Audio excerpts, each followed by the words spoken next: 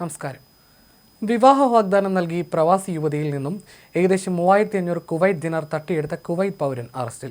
Criminal security സെക്ടറിലെ Hawally അന്വേഷണ വിഭാഗം നടത്തിയ അന്വേഷണത്തിലാണ് മൈതാൻ ഹവലിയിൽ വെച്ച് പ്രതി പിടിയിലായത്. ഇയാൾ കുറ്റം സമ്മതിച്ചതായി അധികൃതർ അറിയിച്ചു.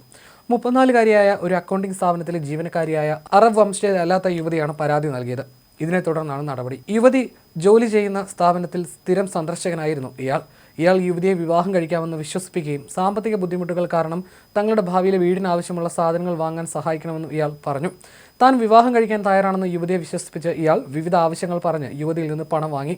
വിവാഹത്തിനായിട്ടുള്ള ഒരുക്കങ്ങൾക്കെന്നും ബിസിനസ് ആവശ്യങ്ങൾക്കെന്നും പറഞ്ഞ് പലപ്പോഴായി യുവതിയിൽ നിന്ന് വലിയൊരു തുക ഇയാൾ കൈക്കലാക്കി. തുടർന്ന് യുവതി പ്രതിക്കൊപ്പം ഒരു ഫർണിച്ചർ കടയിൽ പോവുകയും 1700 ദിനാറിന് സാധനങ്ങൾ വാങ്ങിച്ചെടുക്കുകയും ചെയ്തു. ഇതിനു പുറമെ യുവതിയുടെ പേരിൽ 2 മൊബൈൽ ഫോൺ കണക്ഷനുകൾ 2 വർഷത്തെ കരാറോടെ എടുക്കുകയും വാഷിംഗ് മെഷീൻ, റെഫ്രിജറേറ്റർ തുടങ്ങിയ ഗാർഹിക ഉപകരണങ്ങൾ വാങ്ങുകയും ചെയ്തു.